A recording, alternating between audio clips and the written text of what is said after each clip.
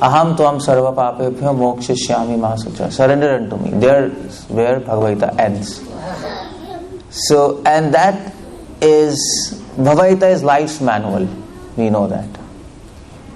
And it helps us it guides us how to live what actions should we do at bodily platform, at bodily level, at social level, at mental level, and then the platform of soul. What we are supposed to do and what we are not supposed to do. Both things Bhagavad Gita is informing us. So that was a topic for today, Life's Manual Bhagavad Gita. Bhagavad Gita is all comprehensive book. So that's what Krishna says in 16th chapter, almost the second last verse. Tasmat shastram pramanam te karya akarya vyavasthitav. 16th chapter, 24th verse, 23rd and 24th verse. And Krishna says, Tasmat shastram pramanam te. Follow, regulate your life according to scriptures, Shastra. And Shastra word comes from the word Shas, Prabhupada says, means Shasan. Shasan means to regulate. So those books are designed to regulate your life at all levels. Kare akarya visthitav. Krishna says you should know what to do, kare, and akare, what not to do. Both things you have to know. You should know what is light and what is darkness. Because if you only know light, you will lose its value. And if you only know darkness, you will be full of fear. But if you know light and darkness both, then we can appreciate light. Is it? If we don't know darkness, we cannot appreciate light. So many people, and that's what Krishna says. Rasarjam rasapyasya. If you have a higher taste, can we ask that Mataji to do something? Okay, thank you. So that's the idea. If you have higher taste, you will lose lower taste. If you have taste of light, you will lose taste for darkness. If you have taste for permanent, you will lose a taste for temporary. If you have taste for eternity, you will lose the taste for whatever gets destroyed. If you have taste for immortality, you will lose taste for death. That's said in Upanishads. So we need to know both darkness and light, and that's why Krishna says you should know what to do and what not to do. So at every level we have to know. So Bhagavad Gita 16th chapter, it will help you to understand what to do and what not to do at the level of body. Okay, we do actions at the level of body, is it? We talk, we see, we interact with people. So how to talk, how to see, how to interact with people, how to speak, everything Krishna says in 16th chapter specifically. Krishna also instructs in Bhagavad Gita what to do at the level of society, social level, how to act at social level. That is, at social level we generally do two things, achar and vyavahar. Is it? Society, what we do? What we do society? Vyavahar means we treat other people in a particular fashion. Everybody, is it? Some people are friends, some people are enemy. And also we try to project our image to people. Okay, I am this. In society we do like this, no? Like in society you try to project yourself, okay, I am a gentleman. Or a terrorist, he will like to project himself, I am the most dangerous man on the earth. Or maybe a businessman will like to project, I am the most smart person on this earth. No, that's achar. How do you carry yourself? So Bhagavad Gita 6th chapter and 14th chapter explains us how to deal with the society, how to actually act in the society. And then Krishna also tells us what to do and not to do at the level of mind, mental level. And that's also in Bhagavad Gita. What to think and what not to think. Again you have to go to 16th chapter and 17th chapter to know what to think, what not to think. We are not free to think anything. We should be trained how to think. And that all these things are in details explained in Dharma Shastra.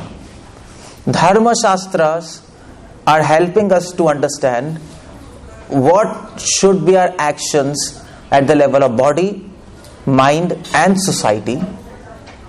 That's what they're training. That is what Sri Ramchandra, he came for. Sri Ramchandra, he was Maryada Purushottam.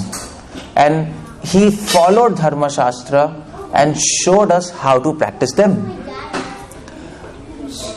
So, what is the most classical example of Dharma Shastra? Manu Samhita. We all know him, Prabhupada says no? Manu Samhita is the best book for Dharma Shastra. If you want to know Dharma means our actions at the level of body, mind and society. Dharma doesn't mean some kind of ritualistic things. That's a wrong understanding. That's not religion.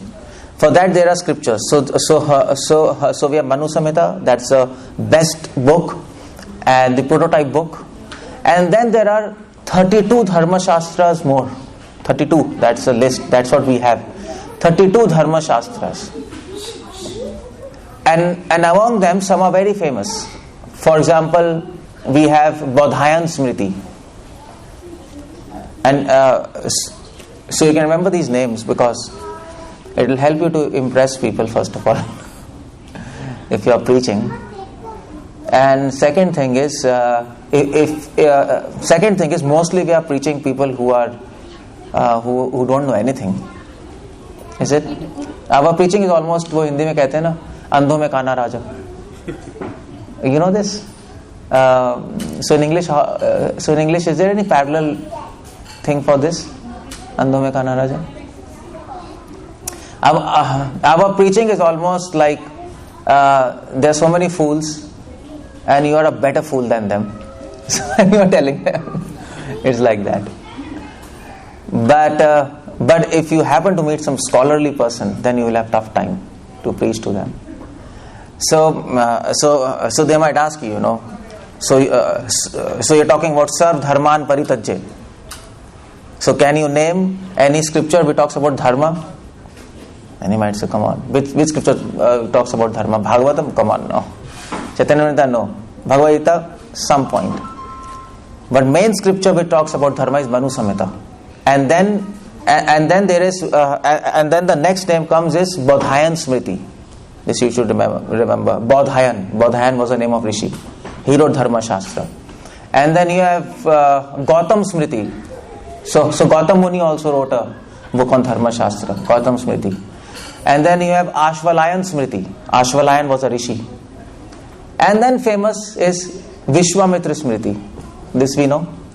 Vishwamitra everybody knows, So these are one of few famous Dharma Shastras which you should know. At least the names. You don't need to read it. But names you should remember. And Manu Samhita you should not forget. If you forget Manu Samhita, and if you go and try to preach somebody, and if they ask you what is the Dharma Shastra, and if you forget Manu Samhita, instead of you giving them laddu, they will give you laddu and say, go back to home. You can't afford to forget the names of these books. So that is Dharma Shastras, okay. So Dharma Shastras, if you read all Dharma Shastras, you will be perfect gentleman. Either you can read all Dharma Shastras, or alternatively you can read Valmiki Ramayana. Because Ram is following all those codes and conducts, and by his personal example, he is teaching us how to act personally in society, what to think, what not to think. He is setting maryada. Dharma helps us to set maryada, the limits which we cannot cross. So like for example, you are sitting in a lecture. Most of you are sitting in this position, no? So none of you sit in an awkward position, okay? So you don't sit with your legs in front of me, is it? You don't sit like that. But if some American comes, he will sit like that. He might sit like that, no? I have given lectures, American comes, he might sit with legs facing towards me. Is it? But according to Dharma Shastra, that is wrong. we are trained by culture, no? We should not sit by legs facing the speaker. In fact, in Dharma Shastra it is said, if you sit with legs facing towards the speaker, and if a king comes to know that, the punishment for that is they will cut your legs. That's a punishment for that. And that is why most of us, we have to sit like this, because if you sit like this, then your legs are hidden. And most of the times culture also demands us to wear dhoti or sari, because in dhoti and sari our legs are hidden. You can hide in this pant or pajama, salwar kurta, you can't hide your legs. And and in Dharma Shastra it is said, if you go to a respectable person, if you sit like this and they can see your legs, not just, then your legs will be cut. They'll cut your legs, that's all. That is, the Dharma Shastras are very strict, and it was there in our culture. Although we don't know the consequences of that. In fact, this was not just in India. If you go to Rome and Greece, they had slaves. You know this? There was slavery. So slaves were. So in Rome and Greece, they didn't have dhotis, like they were slaves. No, slaves were wearing just some kind of cloth. So they were supposed to sit like this Prabhu is sitting. And this is called. So this is called as. So what do we say? No. So it is called as Vajrasan. Yeah, Vajrasan. You have to sit like this, because in this you can't see the feet.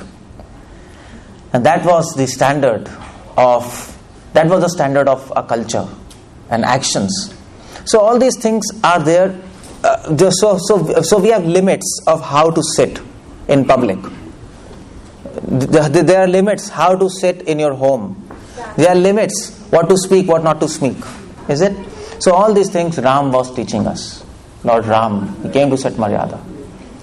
But there are some actions which we have to do at the level of soul also. We talked about body, society and mind. Ram taught that. But Ram didn't teach us what to do at the level of soul. Not exactly, explicitly. That incarnation was not to tell us what to do at level of soul. What is the action of soul? What should we do, what should not we do? And for that Krishna came. Krishna took incarnation. He said, okay, the most important is soul. Fine. Ram taught body, society and mind. But what about soul? That's the most important thing. So Krishna came and he acted, he spoke Bhagavad Gita, and he said the only action at the level of soul is surrender. Sharanagati. And this is what we are going to talk today. Sharanagati. Surrender. And in Bhagavad Gita, he concluded Bhagavad Gita as surrendered unto me. Is it like that? So what is surrender? That's the question. Other things, Maryada, you can read Ram Leela. Even if you don't understand Maryada, no problem. But if you don't understand surrender, you can't afford to keep your body and lose your soul. You can't afford to do that. And that is what Chanakya Pandit said. For this society, we can leave a family. For the nation, we can leave society. For the entire world, for the benefit of entire world, we can leave the nation. But for the benefit of soul, we can leave entire world. As Chanakya Pandit said. So that soul is the most important thing. That's the crux. And that's why Krishna came. Okay, fine. The only thing you have to do at level of soul is surrender. Soul is interested only in surrender to God, nothing else. Nothing else. It's not interested in money, it's not interested in career, it's not interested in anything, only surrender. Whatever we are doing at level of body, mind and society, if it doesn't help us to... so if all these actions doesn't help soul to surrender to Krishna, they are almost waste. No? Srimad Bhagavatam says that, no? So which is that verse? Anybody knows that? Without... next. Dharma sonistita pumsam vishvak senu kathasuya Na utpade datiratim shrama eva hi kevalam. If you follow religion perfectly, if you are a perfect gentleman, if you always help your family, if you don't speak lies and you help people around you, but by doing that, so if you follow Ram, his teachings perfectly, but if you don't develop love for him, love for Krishna, it's waste. It is useless labor. It is like that example is given. So it is like hitting an empty husk. Is it? If you take empty husk, if you hit it, nothing will come out. No rice, no wheat, just husk. It is waste of time. Just waste of time. In God's eyes, your goodness has no value. If you don't love Him, it has no value. But if you love Him, then it is an ornament. Otherwise, no value, is it? Like, so that example is given. Suppose you have a female. Suppose there is some female, and she is very beautiful. So, and then she goes to a beauty parlor and does makeup. So she appears more beautiful. No, after makeup, beauty parlor, females generally they look more beautiful. But if suppose you have a female who is died, and then you take the dead body to beauty parlor and put all makeup and then you bring her, she will no longer be more beautiful. It will be a horror movie for you.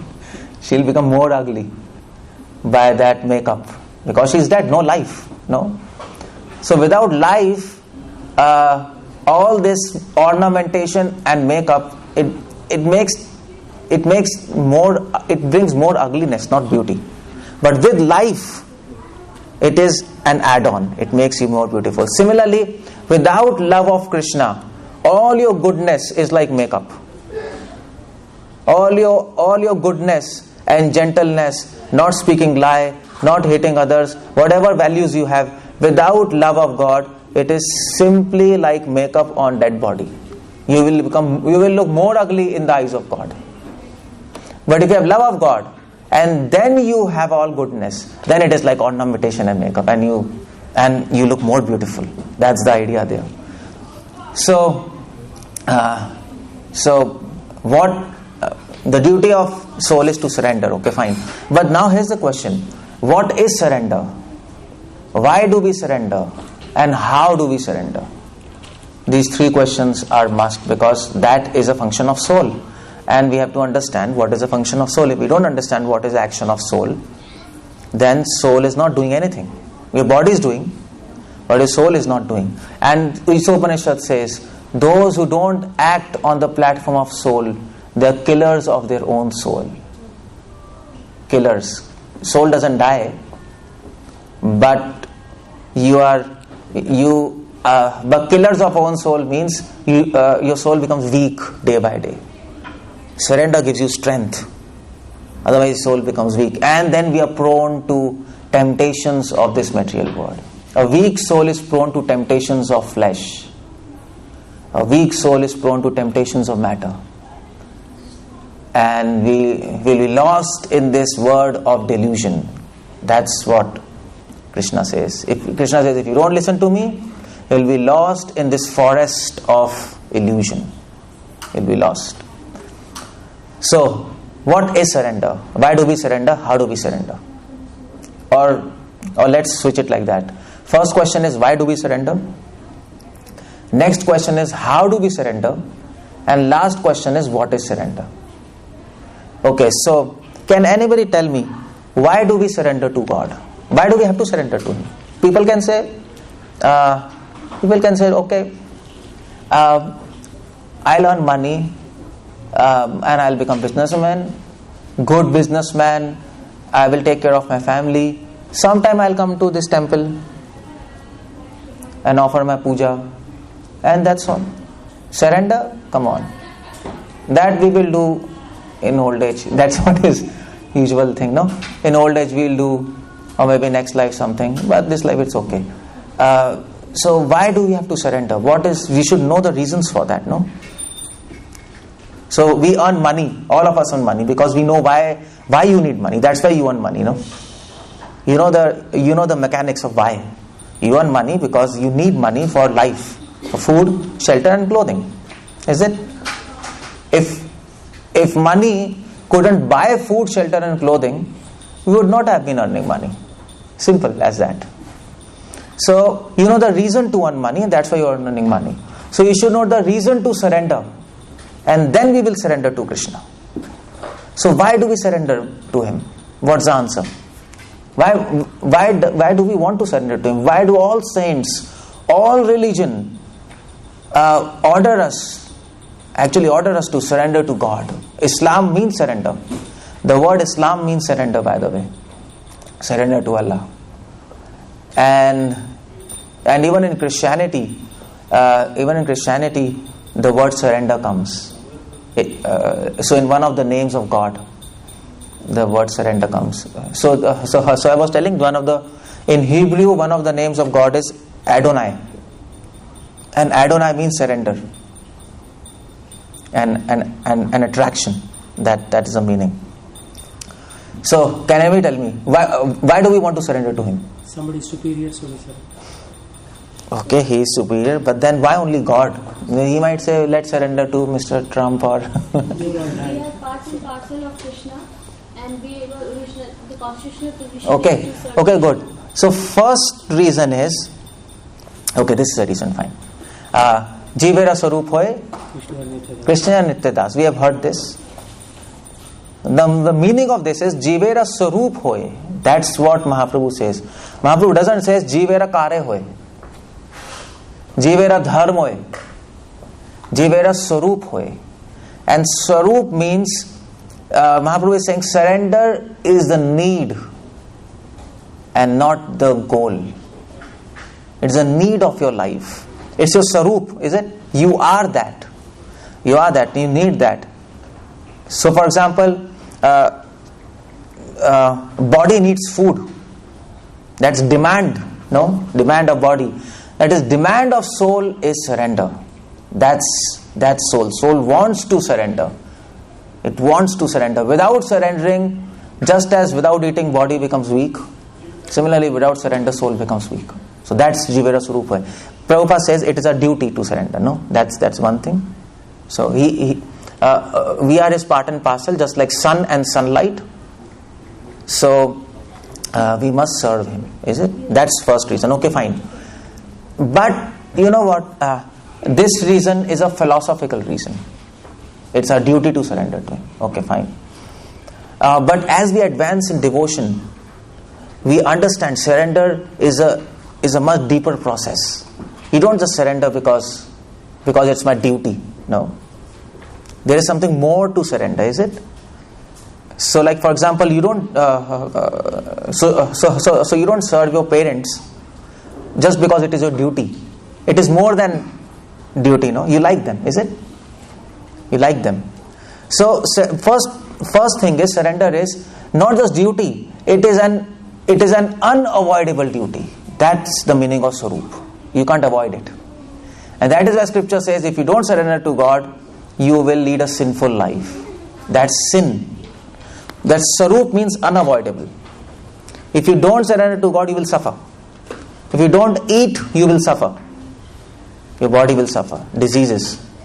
And if you don't surrender, you will suffer. So the first reason to surrender is we don't have any option. That's the idea. It is an unavoidable duty. Who else you will surrender to? Your parents? They themselves are in birth and death. They themselves have no clue what to do with life. How can you surrender to parents? To this government? This government is robbers. Is it? Bhagavatam says, Dasyus. In Kali Yuga, government will become dacoits and robbers, and they will tax people unnecessarily and exploit them. No? You want to surrender to them? Come on. So, whom to surrender? There is no option other than God.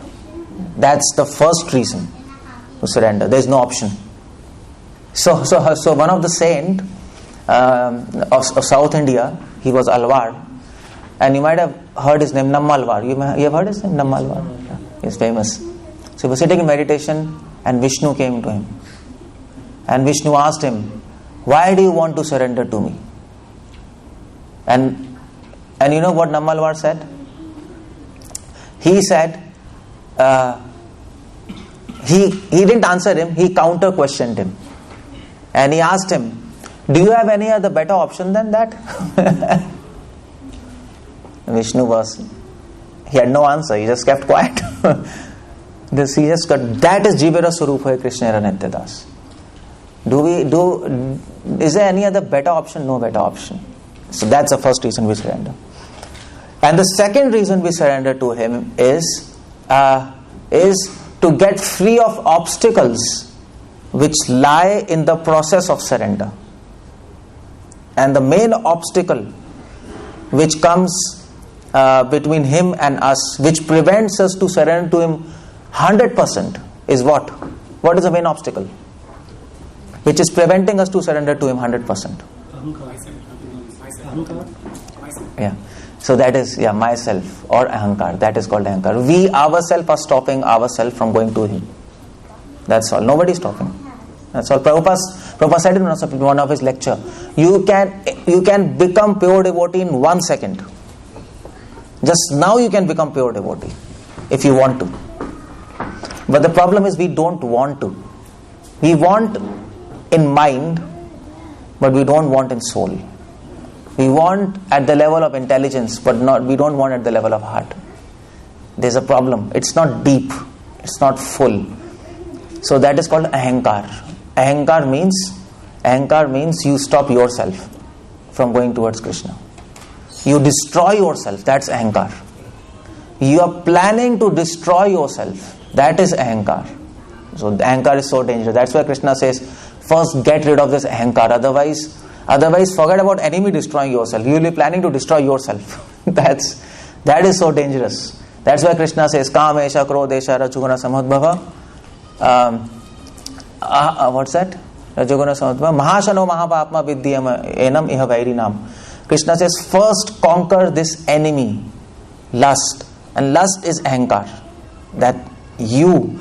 So there's a famous example of there's a famous example of this Kalidas. You know this Kalidas? He was sitting on a branch of a tree and he was cutting the same branch. He was sitting on that branch and cutting the same branch. So he was the most foolish person in the entire kingdom. But nevertheless, by mercy of Kali, he became the most intelligent. So that's what we are doing. Without understanding God, this ahankar in us will make us plan to destroy ourselves. That's what we are doing. So we take shelter of Krishna to get rid of all these obstacles, especially myself. My mind is an enemy now. To get rid of this ahankar, to get rid of this foolishness, misconceptions, so that we can surrender to him. Okay, these are 2 points. Why do we surrender? But then, this is not the end. There is more to surrender. This is a beginning. And the third point to surrender is the most important point comes. The point is, we don't surrender to God for us. We surrender to Krishna for him. There's a difference. Most of the people come to temple for themselves, isn't it? They come for themselves. So people who have no knowledge of scriptures or Bhagavad Gita, they come and they pray for themselves. Krishna, I have this problem, I have this issue, I don't have peace, happiness, please help me. But a devotee comes to Krishna and what he prays, and a person who's not a devotee, he comes to Krishna and prays, Krishna, please help me. Please give me happiness and peace. A devotee comes to Krishna and he says to Krishna, Krishna, I will help you. Employ me in your service. And I will give you peace and happiness. Now this is difficult to understand, no? Because then we will say, come on, you will help God? and you will give him peace and happiness, it seems crazy, no? And that is why common people cannot understand this. Common people, it's beyond the understanding. Until unless we understand who God is and how He thinks, we will not be able to accept this proposal. But in fact, Srila Prabhupada in Srimad Bhagavatam, I'll quote you, 9.9.64. 9th canto, 9th chapter, 64th verse, purport. Go and read that. And Prabhupada writes a beautiful commentary on that. It comes in Bhagavatam, and Prabhupada writes, the Supreme Personality of Godhead is self-sufficient. Is it? He is self-sufficient. No, He has everything. How can we help Him? He can help entire world. Vasudeva Kutumbikam. But to enjoy His bliss, He requires the cooperation of His devotees. That's what Prabhupada says. In Vrindavan, although Krishna is full in Himself, He wants cooperation of His devotees, like cowherds and gopis, to increase His bliss. So that's what Prabhupada says here. Not only does God enjoy the company of His devotees, but because He is unlimited, He wants to increase His devotees unlimitedly. This is Krishna Consciousness movement, Prabhupada says. And Prabhupada gives an example. Here's an example He gives. He gives an example. Suppose there's a man who is very rich. Is it? He has everything. He has money, name, fame, everything. But if that person doesn't have son, will he enjoy? No. And we have seen in history, they have the big kings, but they didn't have son, and they were very miserable, because you need son. No, they need son, and that is why in Bhagavatam there's a story of Chitraketu who didn't have a son. He was so sad, and then Narad Muni comes and they give blessings, and then they have son. So that's Prabhupada gives example, or Bhagavatam gives example. Just like a rich man who has everything, but without son, he is frustrated and depressed. Similarly, Krishna has everything, but without son, without his devotees, he will not feel happy. He needs his devotees to be fully happy. So that is why we surrender to Him. We surrender to Him to increase the number of His devotees, to increase the number of His sons. You know what, previously, like 50 years back just, people used to have 10, 11 sons, no? 11 children, no? It was like a cricket team, people used to have. But now, in fact, now you have just 1, 2, because of economical constraints or maybe physical constraint. Females are not strong enough to produce 11 babies. 3 babies, they'll die probably.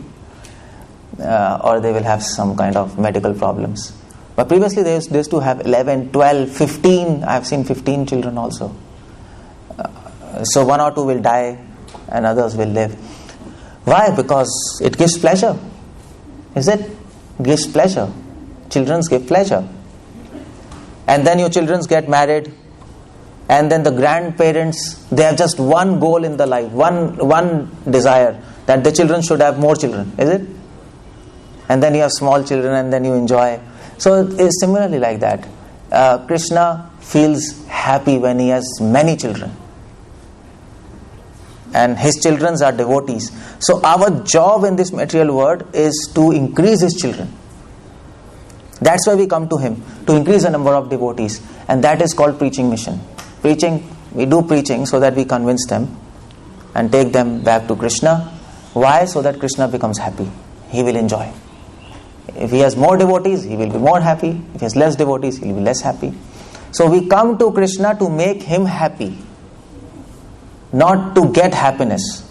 We come to Krishna to help him. The only unhappiness within Krishna is that people in this material world are suffering without him. Is it? Now Krishna is full of happiness, but this doesn't mean that he will be happy that we are rotting in this material world. That's complete nonsense, no? Because if you put so if you say Krishna is happy, Krishna is so happy that we are all rotting in this material world, then he is not compassionate, is it? Then he is hard-hearted. Then you can't do mercy if you don't feel the sufferings of other person. Understand? I can help others if I feel his sufferings. Otherwise, there is no concept of mercy. No concept of mercy. If I am happy, even after seeing his sufferings, I will not help him.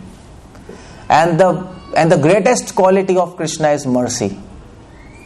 And that is, the mercy is called queen of all qualities. No, whenever we talk of God, everybody talks of His mercy. No, His kripa, His compassion to everybody, and that means that He feels the sufferings of others. He doesn't suffer, but He can feel the sufferings. Is it? So we go to road. There's a beggar, and that beggar is in cold. He's just in cold with no clothes. He's hungry. So you can feel his sufferings, but you don't suffer. You're not suffering. You're not hungry. You are in coats. That's nice. But you can feel what it is like to be hungry and what it is like to be in cold. So Krishna doesn't suffer, but He can feel your sufferings. And that, and what He can feel exactly what it is like to be in this material world. He can exactly feel what it is like to be in this body, bonded in this body. He knows this is extremely miserable. To be in Seattle, it's extremely miserable. You don't know, but He knows. He knows.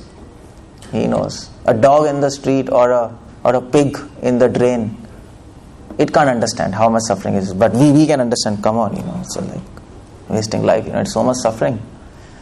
So He can exactly understand. So His mission is to come here regularly in form of incarnations and reclaim and help us to go back to Him.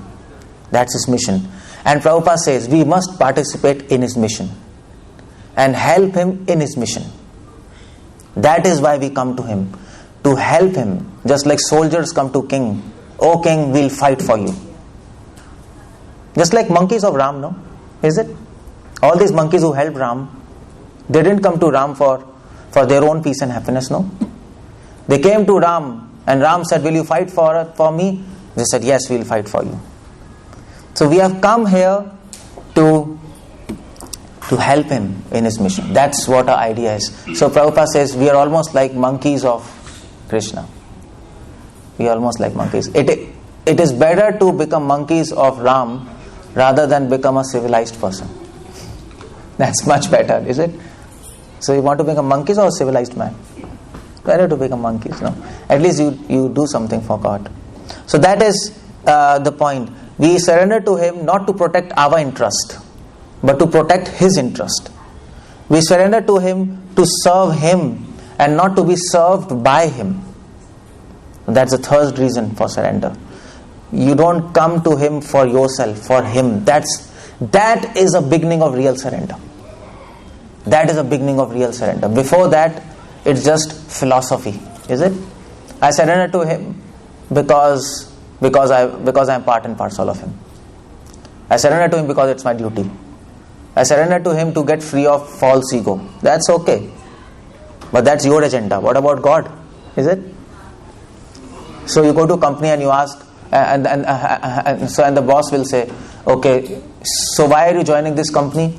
So you will answer, it is my duty to serve society. Okay, nice. So why do you join this company? Because I want to earn money. That's okay. But anything else? The main thing is I am joining this company to actually help this company to grow. That's the main thing, no? If you don't tell this, then you will say, come on, get lost. You're just interested in money and this. What will you help me? Help me. Just get lost from here.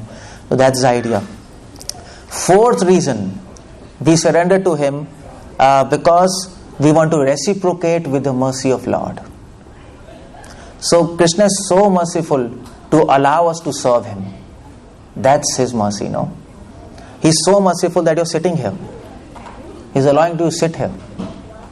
Is it? You're not sitting by your own efforts here.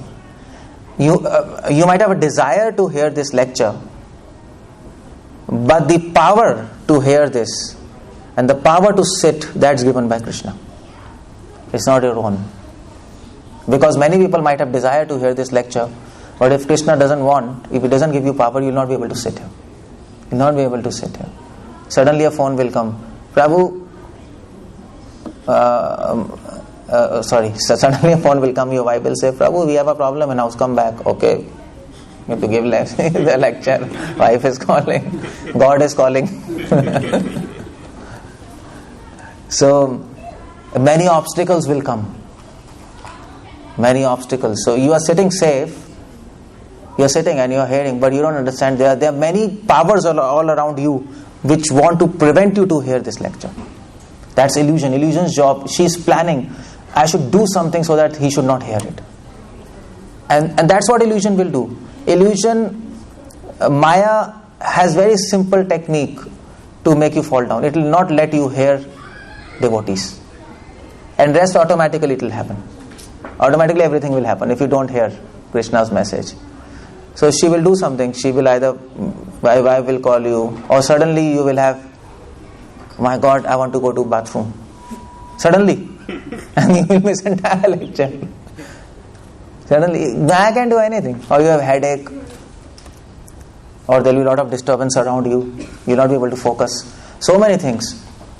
You know, so Ayurveda says that we take it for granted that we are healthy. But health is a very rare phenomenon. Because there are 3,000 diseases in this world. And you can imagine we don't have even a single of them. Not even a single disease we have. Out of 3,000 diseases. That's what we know. Many we don't know. And we have perfect health. So health is a rare phenomenon. But we take it as granted, no? So somebody is protecting us, no? From those diseases. Similarly, we take it for granted that we are sitting in lecture and hearing.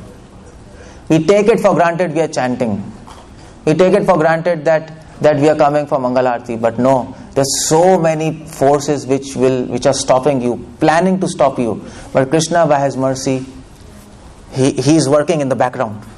His invisible hand is working, and He is by His angels or His demigods or whatever, He's planning so that you can easily do devotional service. But we tend to forget that, no? So Krishna is doing so much for us. Krishna is allowing us to chant, allowing us to hear this lecture, allowing us to understand it. Some intelligence He's giving you from inside. He's giving you devotees. He's giving you so many things. So a devotee wants to reciprocate with that mercy, no? A gentleman, he will not always keep on taking, no? Is it? So people who do not know this, people who do not know what Krishna is doing in background, they come to Krishna and say, Krishna, give me mercy. Krishna will say, come on, you don't know how much mercy I have already given you. And you're asking for more, you're crazy, your stomach is not full, yet or what? That's the problem there. The person in knowledge, person in knowledge are overwhelmed by mercy of God. And they don't ask for mercy. They ask for the strength to repay that mercy. That's what they ask for. Give me strength so that I can repay your mercy. We can't repay His mercy. That's impossible. But whatever best we can do, we can do. So that is why we come to Krishna to reciprocate for His mercy. So if suppose somebody gives you a gift, then what do you do? What do you do? You go to him and say, Prabhu, so next year one more gift. You don't do that, no. And then they'll say, you're crazy. That's what people are doing when they come to temple. Give me mercy. Give me this. Come on. So a gentleman will do. If somebody gives you gift, gentleman will say, okay, Prabhu, so next time I'll come to your house and I'll give you a gift. That's a gentleman, no? So when we come to temple, we say, Krishna, for millions of lives you have been giving me so nice gifts. One gift is this body, is it? Another gift is human life. Another gift is this sun, moon, water, earth, fire by which we live. Another gift is devotees now, temple, prasad, holy name, lecture. So Krishna, so now I will give you a gift. And what is that gift we can give to Krishna? What is the best gift you can give to Him? Okay, yeah. No. Okay, the best gift you can give is to yourself. Yourself. That's the best gift you can give. You give your soul to Him. You sell your soul to Him. That's the best gift to Him. You give all your time to Him. You sell your time, sell your soul, sell your thoughts to Him. And once you sell your thoughts to him, you can't think anything about yourself. Because you're sold. You're sold. A servant who is a slave cannot think about himself. He has to think about master. And when you give your time to him, when you sell your time to him, you cannot use time for yourself. For your own sense gratification. That's the idea. For yourself means you have to do job, other duties, but you can't use time for gratifying yourself. When you sell your soul to him, you cannot use feelings for yourself. Soul means feelings, no? Soul is ananda, feelings. You cannot feel anything in sense gratification. You have to feel for him, not for you. That means your soul to him. That's why we come here. We come here to sell ourselves. That is surrender. We have come here, Krishna, so you buy us by your mercy. And that is so that is this. So we surrender to reciprocate with his mercy. That's the idea. And another reason to surrender to him is to glorify him. If we surrender to him, he will be glorified. You know why? So it's not because we are special. It is because we are absolutely useless. So Krishna will be glorified by that. You know why? Because Narottam Das Thakur sings. So what's that song? What's that song? So Patita Pavan Tumhe Kishera Lagiya. That song is there. So if I surrender to you, and I am the most fallen, and if you help me, if you accept me, you will be glorified in the entire world that you are the most compassionate of all. Is it? Is it? So if a prostitute comes and she says, please accept me, I want to live in a house, will you allow? Come on. She's a prostitute. You don't allow her, no? She's defamed. And if she goes to a saint and she says, I want to live in the ashram, I don't have any place to stay, he will say, okay, fine, stay. No problem. No matter you're a sinner, stay here and serve God. So people will glorify that saint, is it? Like, okay, fine, he's such a nice saint. He didn't care about whether that person is defamed or bad. He allowed them to come in his shelter. That's what devotee says. Krishna, I'm so fallen. I'm worse than a prostitute. A prostitute serves many masters, is it? Except a husband. Similarly, we have been serving many masters except Krishna. Millions of lives we have been serving this, that, some person, another person. We are like prostitutes and we are defamed in the society of demigods. And we go to Krishna and we say, Krishna, please accept her. Krishna says, come on, no problem. Come to me. Come to me. And that's why then people will glorify Krishna. Krishna is so nice and so compassionate that he can accept anybody and everybody without considering his own reputation. He doesn't consider his reputation. And okay, fine, come to my shelter. So to glorify him, we come to him. Not to actually just to sing bhajans, but really so that he will be glorified. And the last of all, why we surrender is the most important. We surrender to Krishna to relieve him from unhappiness. Not just to give him happiness, but to relieve him from all his anxieties. And that is why this altar is there. What we tell to Krishna? Krishna, you stand nicely and we will serve you. We come to Krishna to take all his anxieties. Krishna, you give all anxieties to me and you be free of anxiety. You know this. So once Prabhupada was sitting, I think he was sitting in Vrindavan. He was having headache.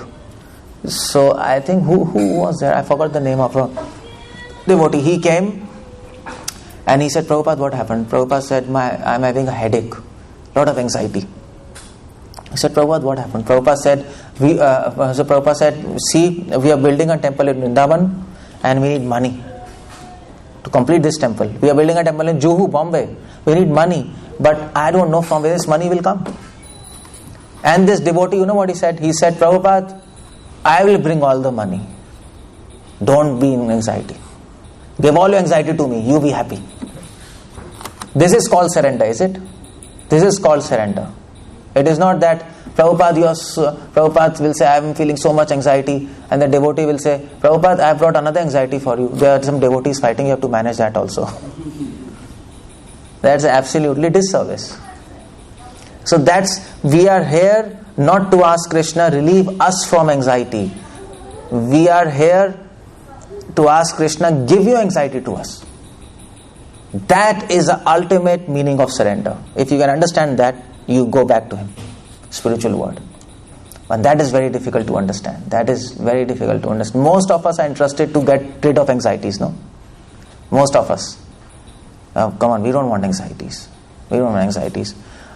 Or most of us can't even conceive this concept that we want to have anxieties.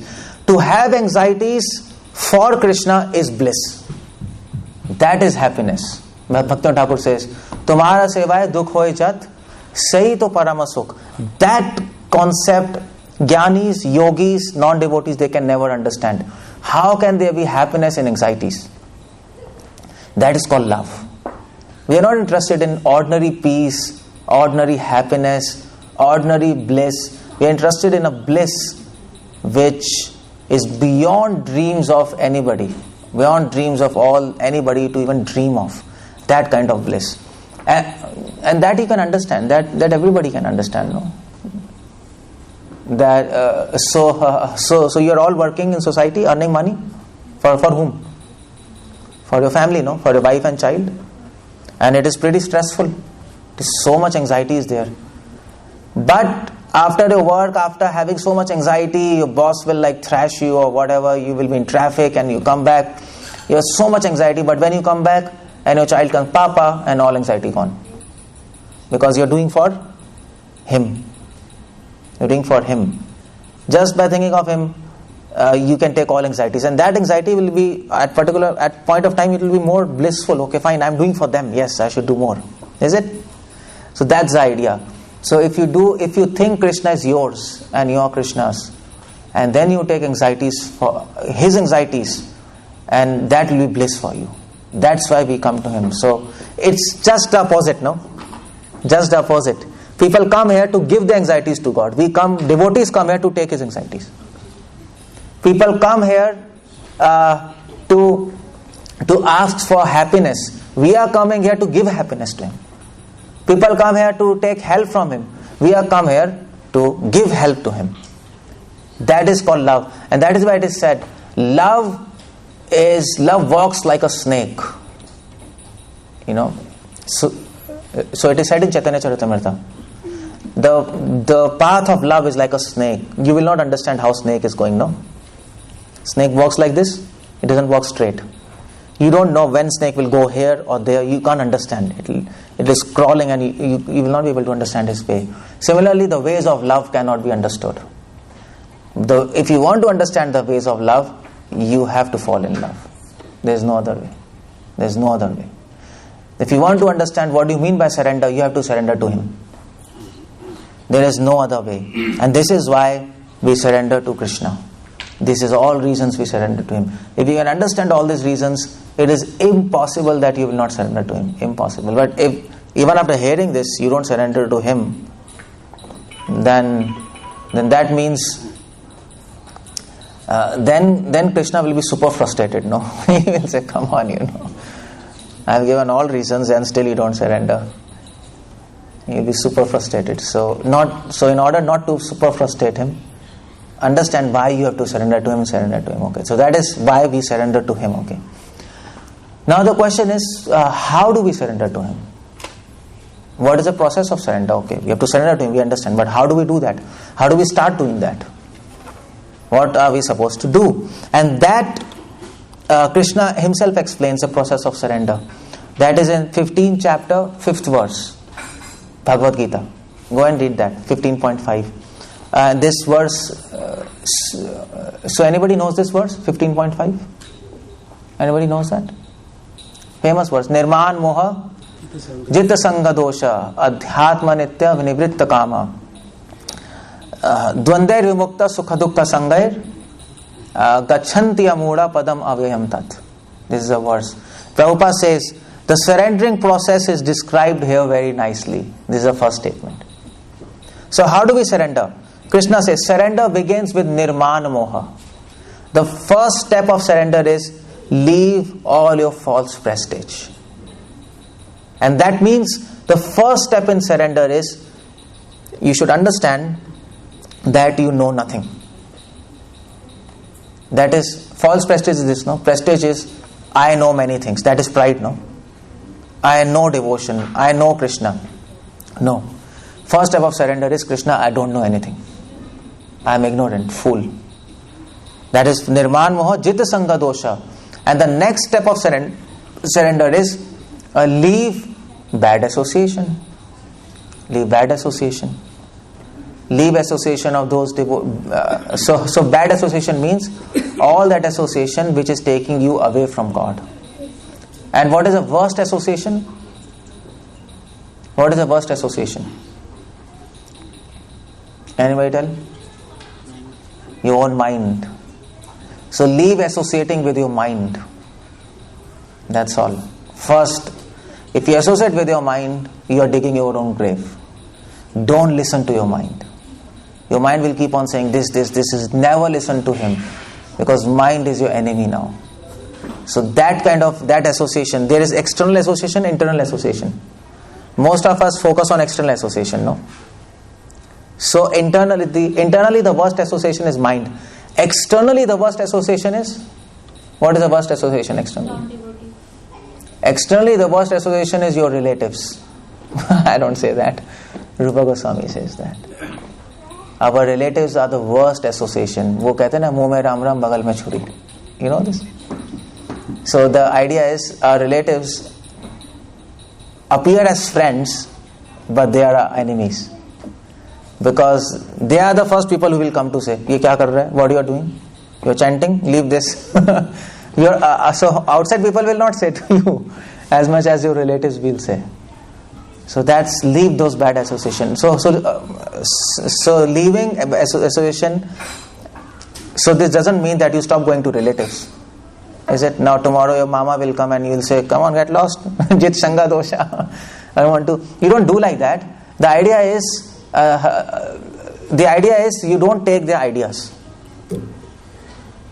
If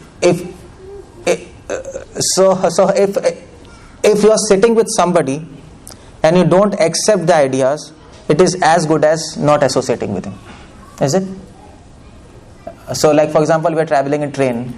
In train there are so many people sitting around you. Are you associating with them? No.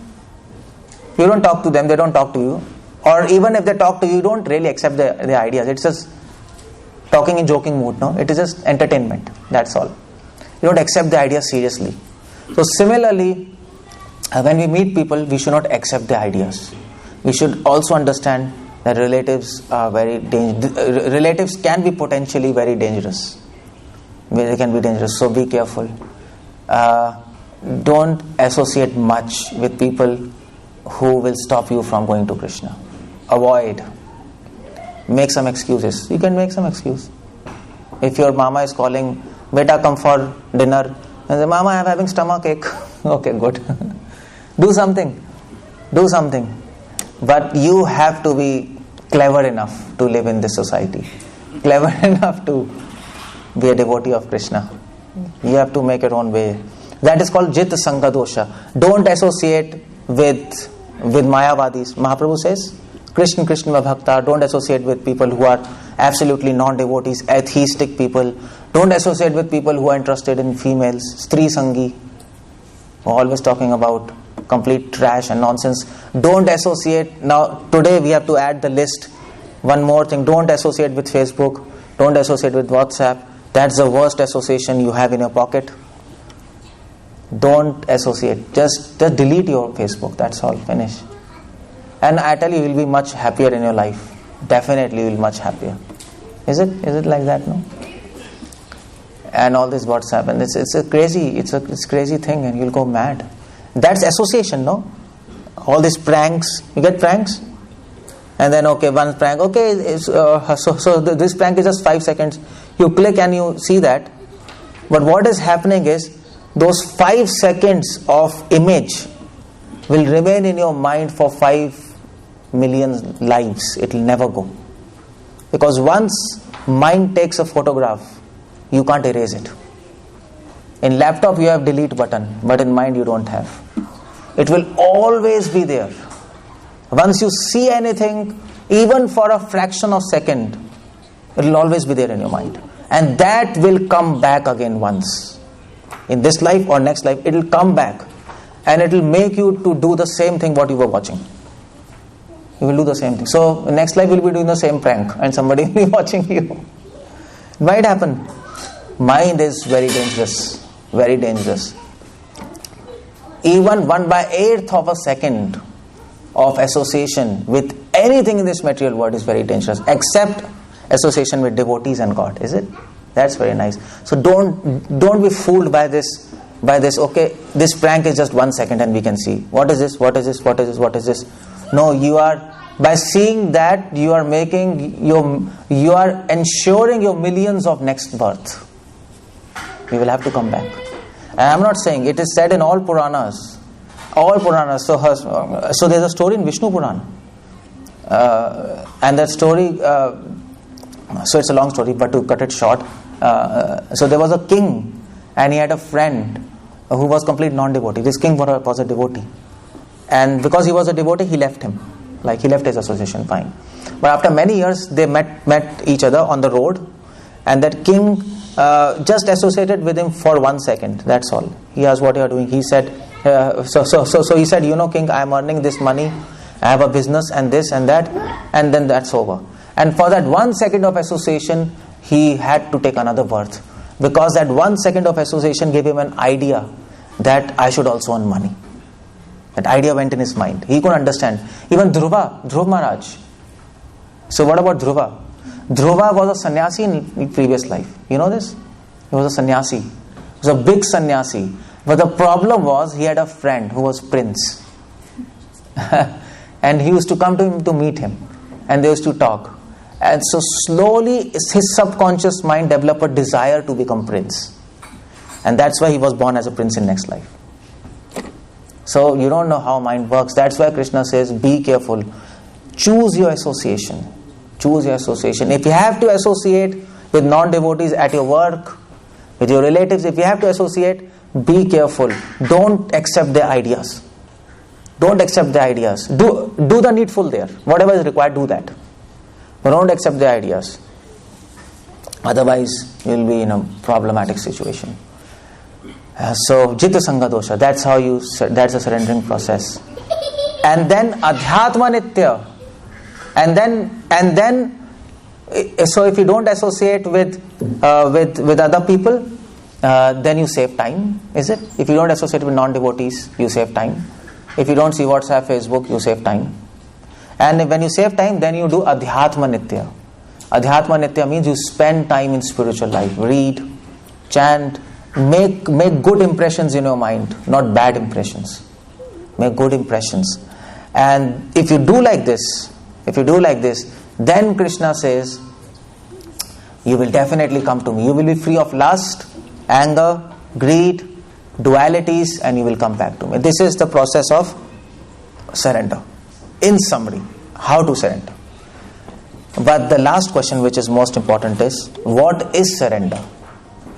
That's the most important question. And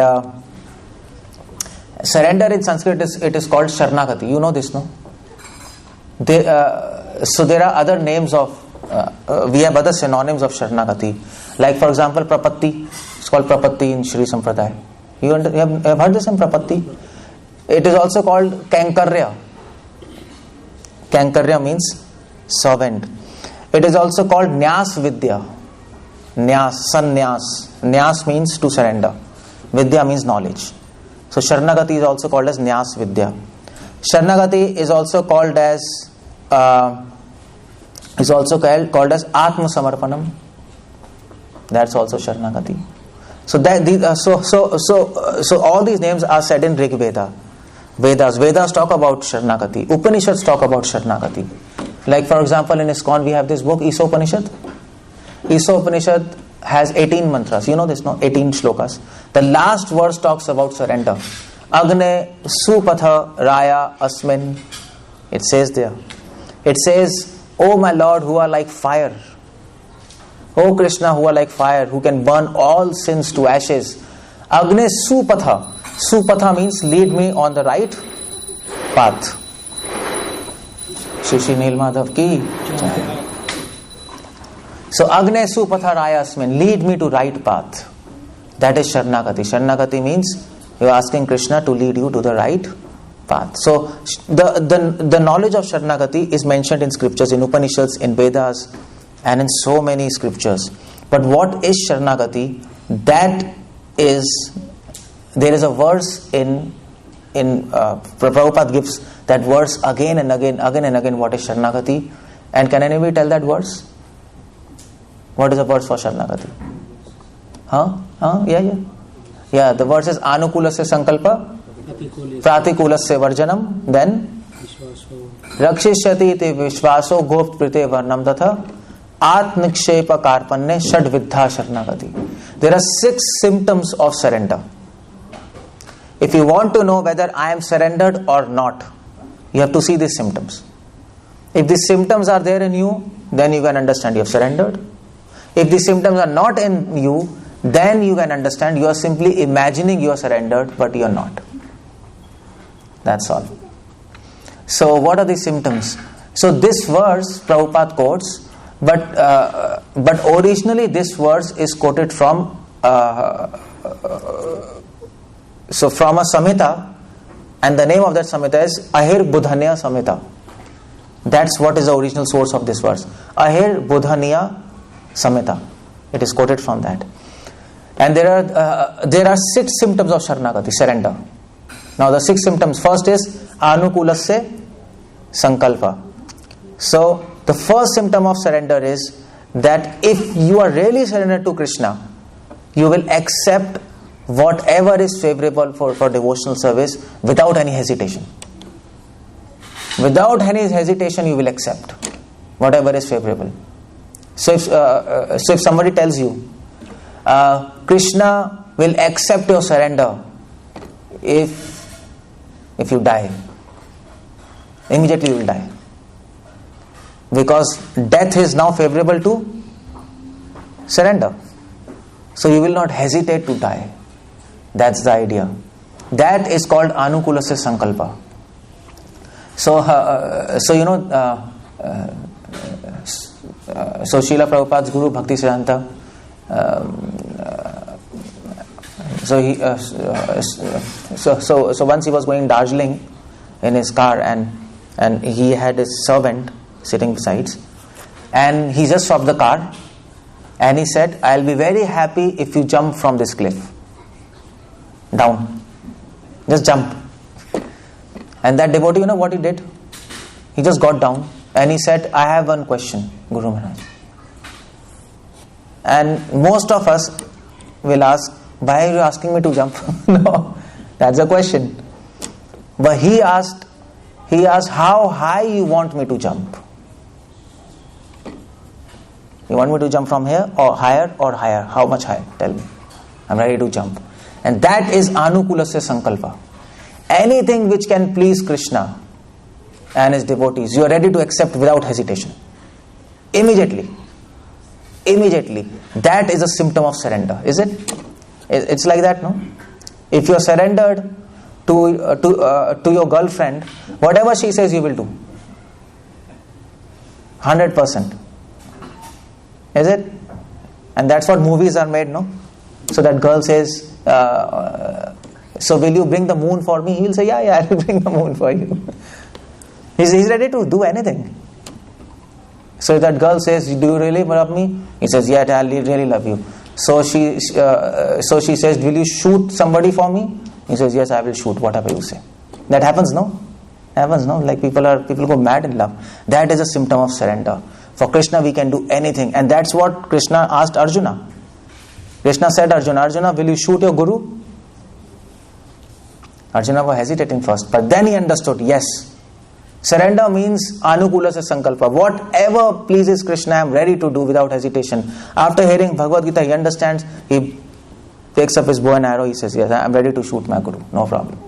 If it pleases you, if it is favorable, I am ready, without any hesitation. Without any hesitation. That's the important thing. We might accept what is favorable to devotion with some hesitation, is it? Yeah, it is favorable, but you know why, I don't know what to do, what not to do, but anyway, let's do, otherwise it's offense. Mostly we do out of fear and not out of anukula se sankalpa. It is not out of surrender, it's out of fear. So, but the symptom of surrender is, so anukula se sankalpa is not just to accept what is favorable to devotion, it's not just that. To accept what is favorable without hesitation. That you have to put in the point. So, and that is why it is called anukulasya. It is not anukul. Anukul is different from anukul. It is a. So, if you say anukul, it is just referring to actions. Anukul refers to your mood. Mood also. That if you go in Sanskrit, you will understand. It's anukulasya sankalpa. Without hesitation, that component is there. And then, so next symptom of surrender is, what's that? No, it is not pratikul, it is pratikulasya varjanam. So it is not anukulasya sankalpa, it is anukulasya. Because you have to add that mood of without hesitation. And it is not pratikulasya, it is pratikulasya. Because this means, second symptom of surrender is you reject everything what is unfavorable to devotional service. But you have to add here one thing. And you have to add the mood. The mood is you reject everything what is unfavorable to devotional service, and never look back. That's the idea. You reject it. It's the same thing. You reject it without hesitation. You accept without hesitation, and you reject without hesitation. So it is not pratikul. If you say pratikul, then the mood of hesitation is not there. It is pratikul. You reject without hesitation. So if somebody says, okay, leave tea, fine. Without hesitation, okay. From today, left. Leave drinking, okay. From today, finished. So all like that. From today, so you want to leave. You are interested in leaving for Krishna, and that's what Prabhupada says. Krishna arthe akhila cheshta tyag. So if you feel that this will please my Lord, fine, forget it. If Krishna comes and tells you, I'll be very pleased if you donate all your money to poor. Okay? Tomorrow you go to bank account, take all your money and finish. And this happened. This happened in Srimad Bhagavatam. Pingla, you know Pingla? Prostitute. So that Avadut, he came to Pingla prostitute, and he said, I'll be very pleased if you donate all your money to poor and then worship Krishna. So on that night she took all her wealth, just distributed it that night. She became absolutely with no money, just one sari, and she was chanting holy names. That is called pratikulasya varjanam. We have all stupid thoughts in our mind, no? Stupid thoughts. Just pratikulasya, just leave them. Just leave them without hesitation. Don't worry. Just leave all your sense gratification, all your attachments. Don't worry. Don't worry. Leave all your attachments. If you leave for Krishna, Krishna will never leave you. He'll be obliged. That is pratikulasya. That is second symptom. And the third symptom is rakshishati iti vishvaso. This is the most important symptom of Sharanagati. Rakshishati iti vishvaso. That means a devotee has faith that Krishna will definitely protect me. Protect me from what? Protect me from what? Protect me from illusion. Protect me from running away from him. That's what we want, no? We want to run away from him. If given a chance, nobody of you will come to the temple. If given a chance, nobody. Because we are initiated, so we have to chant 16 rounds. We are stuck up. Otherwise, who wants to chant? Come on. Just be true to yourself. So that is Rakshishati Tirshva. So we are convinced, we know that we want to leave him. But we also know that He doesn't want to leave us. So, who is going to win? He or us? He never fails. Even if we leave Him, if He doesn't want to leave us, no matter where we will go in this material world, He will pull us back. And that is Rakshishati iti Vishwaso. We are confident that He will protect us no matter how much stupidity or nonsense we do, provided we do first two things, Anukula se Sankalpa, Pratikula se Varjanam. If we are sincere in that, then Krishna will protect us. If we are not sincere in that, then sorry, then He is going to protect us. So, Rakshishati iti Vishwaso, Goptvrite Varnam Tata. Fourth symptom of surrender is Krishna will maintain us. Goptvrite Varnam Tata is He will maintain us. So a devotee need not, Krishna says, you need not worry about your money, food and shelter. You simply serve me, I will provide you. No problem. If you want to do an experiment, do an experiment. And that experiment, so in fact that experiment I did. When I was in my home, I read this verse and I read Krishna is maintainer. I thought, well, is it really true or not? So I thought, okay, let's do an experiment. Let's leave everything and become full-time.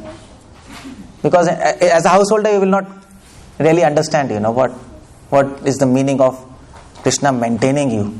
So then I became full-time, and so in last 21 years, I am there as full-time, and no problems. No problem. Money, food. In fact, I eat more than food than you. Like Prabhu, so Satyavak Prabhu, he is enjoying with me. He's with me, so he's getting nice food. Otherwise, who gives him food? They don't have even time to make food in the house. They're suffering because of malnourishment. But for us, no problem. Krishna maintains His devotees. Krishna will give you everything. If you give everything to Krishna, He will give you everything. It's reciprocation, no? If you give yourself to Him, He will give Himself to you. It's just reciprocation. Krishna is like a mirror, no? We shout in the mirror, that image will shout at you. Is it? If you kiss the image, that image will kiss you. So if you give everything to Krishna, Krishna will give everything to you. And that He is saying for true. He is saying that I will maintain you. Don't worry. So as a householder, you don't need to become full-time. As a householder, don't worry about your money, about your plans, about your future. You can plan for that, but don't be dependent much on that. Save time. Save time and invest time to serve Him and to understand Him, because everything will come back, but not time. Time will never come back. You can adjust everything, you can manipulate everything, but you cannot manipulate time. That's out of your control. So that's Goptvrite Varnam Tata. Krishna is promising. Krishna is giving you promise that I will do, don't worry. And then the fifth symptom is Atnikshepa. And the fifth symptom, Atnikshepa, means total surrender. So Atnikshepa means employing your body, mind and word in the service of Krishna. Karmana, Manasa and Vacham. So this is a fifth symptom of surrender. Anybody who is surrendered, he will always speak about Krishna. Anybody who is surrendered, he will always serve Him. Anybody who is surrendered, he will always think about Him. Karmana, Manasa and Vacha. So that Prabhupada says, he will not waste time. He will try to serve Him in all respects. That Prabhupada says in his... Read Prabhupada books. Prabhupada's statements are very, very deep and very realized. Prabhupada says, devotee will serve Him in all respects. We don't like to leave any atom of our body free and not in service of Lord. We want each atom of our body to serve Him. So we save time and serve Him. And the sixth symptom is Karpanya. Karpanya means in spite of serving Him, in spite of putting efforts, in spite of having full confidence in Him, still a devotee is humble. And he will say, my dear Krishna, I am a useless devotee.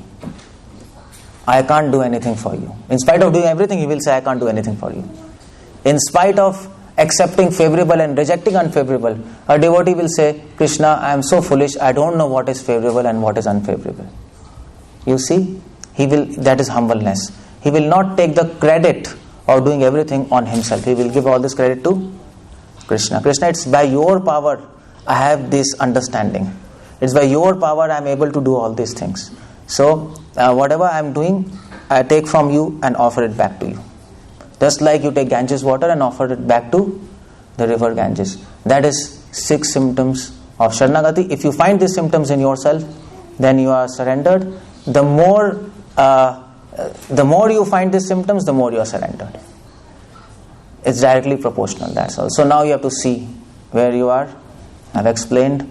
And if you lack surrender, then fine-tune all these things. Fine-tune. Increase your surrender. 100% surrender is love. Your life is perfect. That's what is. Why do you surrender? What is surrender? And how do you surrender? That's Bhagavad Gita. Hare Krishna. Srila Prabhupada ki jai. Thank you very much. So just a minute. I just wanted